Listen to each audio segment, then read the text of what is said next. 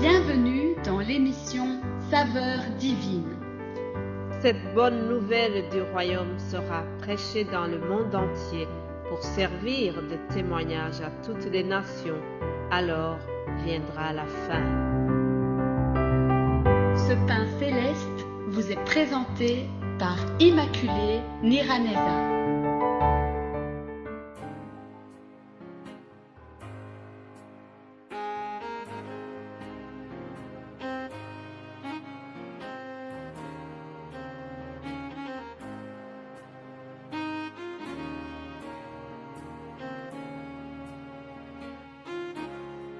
Je vous salue très chers amis à l'écoute de cette émission. Que la paix de Christ soit avec vous. Je me réjouis encore une fois de venir vous partager la parole de Dieu. Nous arrivons à la deuxième déclaration de Jésus. Il dit « Je suis la lumière du monde. Celui qui me suit ne marchera pas dans les ténèbres, mais il aura la lumière de la vie. » Alléluia. Ça, c'est la déclaration que nous trouvons dans l'Évangile selon Jean, chapitre 8, au verset 12. Dans le message d'aujourd'hui, donc, nous verrons que Jésus est la lumière du monde et elle nous éclaire de deux manières. Jésus nous éclaire par sa parole et Jésus nous éclaire également par le Saint-Esprit. Lorsque Jésus se déclare lumière, ça nous fait déjà penser à ce qui se passe dans l'Ancien Testament.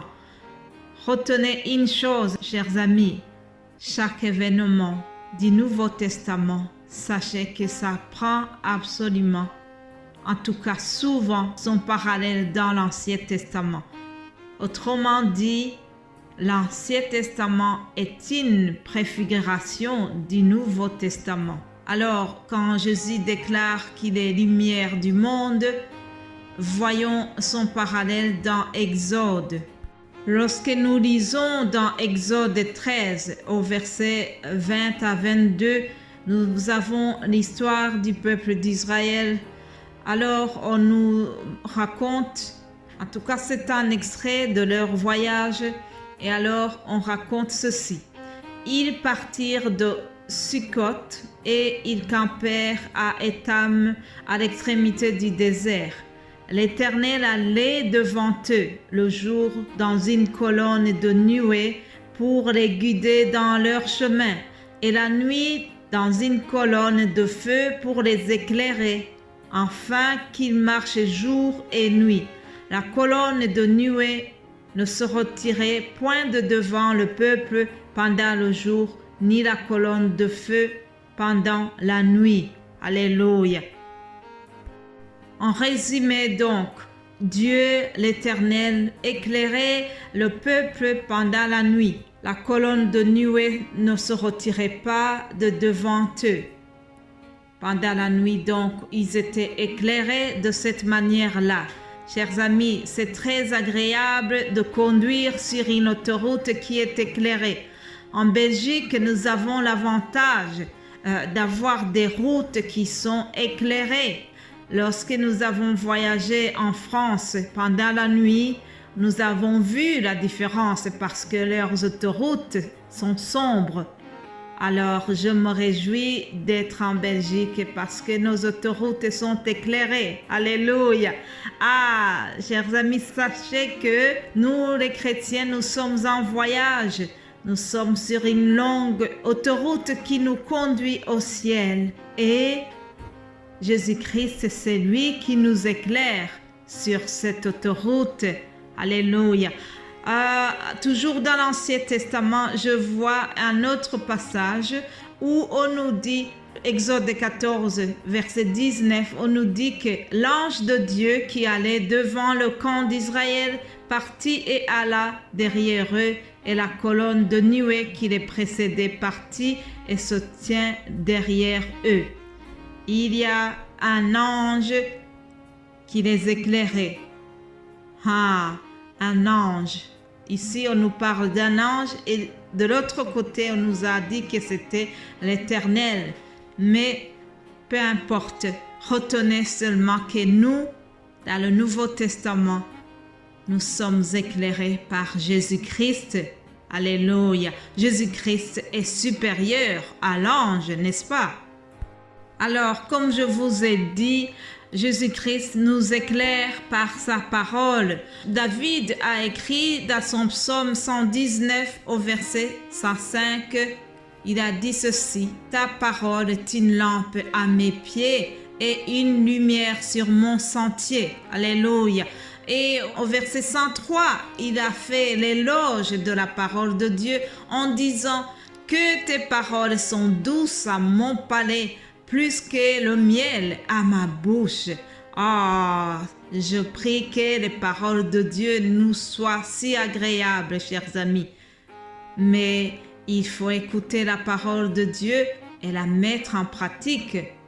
C'est ça la meilleure façon d'être éclairé par la lumière de Jésus-Christ qui se trouve au travers sa parole. Dans cette parole, nous trouvons les 10 commandements et en observant les commandements de Dieu, nous sommes éclairés par la parole. Alléluia. Pour mieux appliquer la parole de Dieu, il faut suivre ces commandements que nous trouvons. Dans la parole de Dieu, nous trouvons des personnages qui sont des modèles pour nous. Quand je lis la foi d'Abraham, j'ai envie d'avoir la même foi. Quand je lis la bravoure de Déborah, j'ai envie d'être une femme battante comme Déborah. Il y a plusieurs personnages qui nous inspirent dans la parole de Dieu. Lorsque je vois comment l'apôtre Paul a évangélisé, j'ai envie d'être aussi comme l'apôtre Paul, avoir autant de talent que lui. Et au-delà de tous ces personnages, bien sûr, nous avons le modèle suprême, c'est la vie de Jésus-Christ.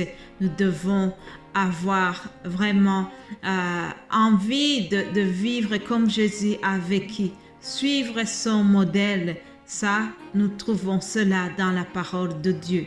Deuxièmement, Jésus-Christ nous éclaire au travers l'aide du Saint-Esprit. Lisons l'Évangile selon Jean 14 au verset 15. Il est écrit: « Si vous m'aimez, gardez mes commandements. Et moi, je prierai le Père et il vous donnera un autre consolateur, afin qu'il demeure éternellement avec vous. L'Esprit de vérité que le monde ne peut recevoir parce qu'il ne le voit point et ne le connaît point. Mais vous le connaissez car il demeure avec vous et il sera en vous. Je ne vous laisserai pas orphelins, je viendrai à vous. » Alléluia. Et bien-aimé de Dieu, Jésus-Christ, lorsqu'il a vécu dans ce monde, l'heure est arrivée, il devait retourner au ciel auprès du Père Céleste. Mais avant de partir, il a dit qu'il nous enverrait un consolateur. La promesse du Saint-Esprit a été réalisée. Alléluia! La venue du Saint-Esprit n'était pas un rêve, ce fut une réalité. Les apôtres ont expérimenté l'arrivée du Saint-Esprit le jour de la Pentecôte.